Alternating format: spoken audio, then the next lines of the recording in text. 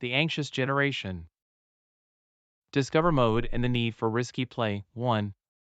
You know, there's been a lot of talk about how overprotective parenting is affecting kids today. Really? I thought being protective was a good thing, especially with all the dangers out there. It seems counterintuitive, but studies show that too much supervision can actually increase anxiety in children. That's surprising. What do you mean by that? When kids aren't allowed to explore their environment, they miss out on learning how to handle risks. They end up in defend mode instead of discover mode. What's the difference between those modes? In discover mode, children build confidence and learn to manage challenges. In defend mode, they become more anxious and less secure in their abilities. I see. But what about the dangers of the internet? Isn't that a real concern? Absolutely. A 2019 New York Times article highlighted a record 45 million illegal images of child abuse flagged online, showing how predators exploit the internet. That's alarming. So, are we focusing on the wrong threats? Exactly. A young girl wrote about how she stumbled upon explicit content online despite her mother being overly protective in the real world. That's a stark contrast. So, what should we be doing instead?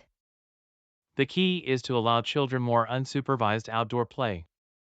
It teaches them to navigate risks and builds their resilience. That makes sense. It sounds like a balance is necessary for healthy development. Discover mode versus defend mode. Have you ever thought about how our ancestors dealt with anxiety? Not really, but I know anxiety is a big issue for kids today. Absolutely.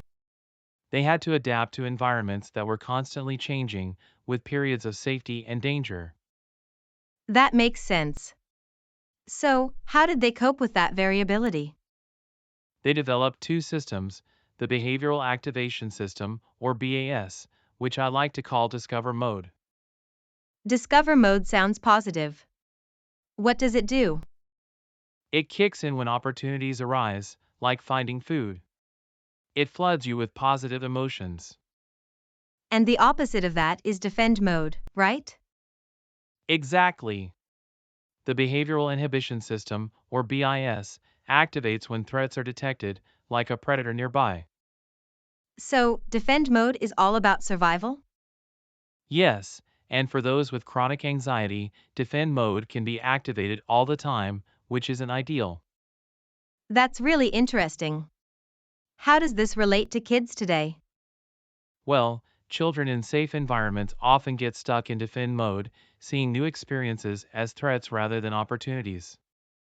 So, how does that affect their personalities? Those in discover mode tend to be happier and more social, while those in defend mode can be anxious and defensive. That's a fascinating perspective on anxiety and behavior. It really highlights the importance of understanding these modes for our kids' development. Kids are anti-fragile. Did you know that in the late 1980s, there was a grand experiment in the Arizona desert called Biosphere 2?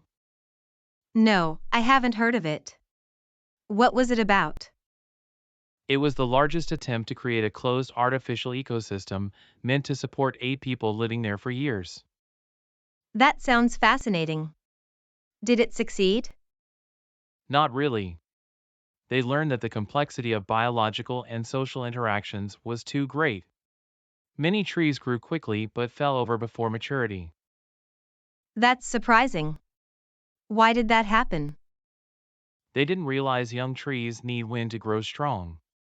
Wind helps them develop a stronger root system and wood structure. So, it's like children needing challenges to grow strong too? Exactly.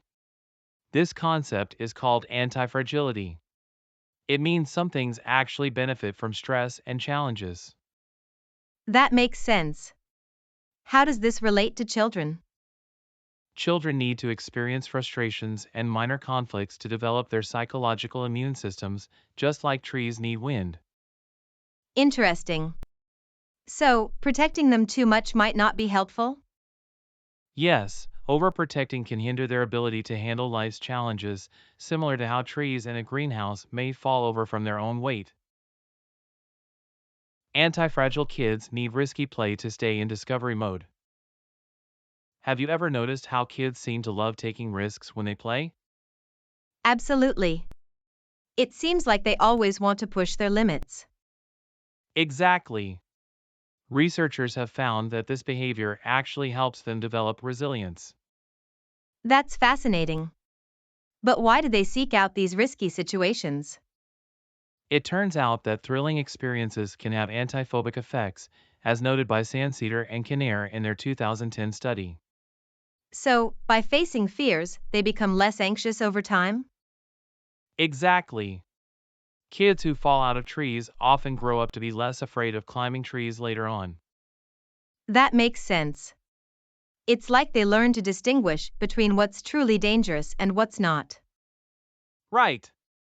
As they gain mastery, their fear tends to recede, turning into thrill and triumph instead.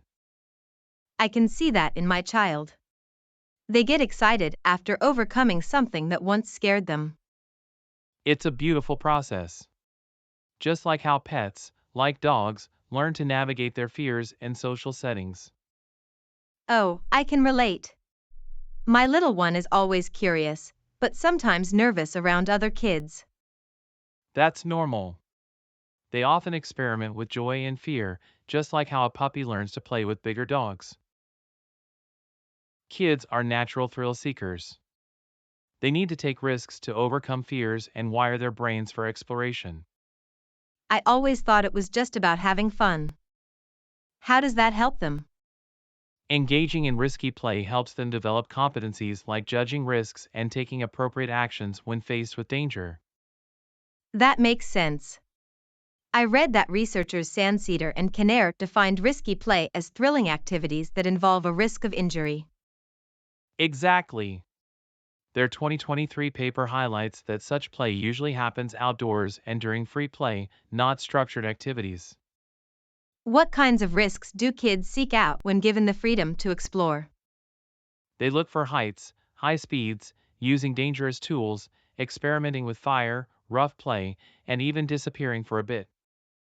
Wow, I didn't realize there were so many types of risks. Why is it important for them to experience this? It teaches them how to manage their bodies in the physical world, which is crucial before they spend too much time in a virtual one. That's fascinating.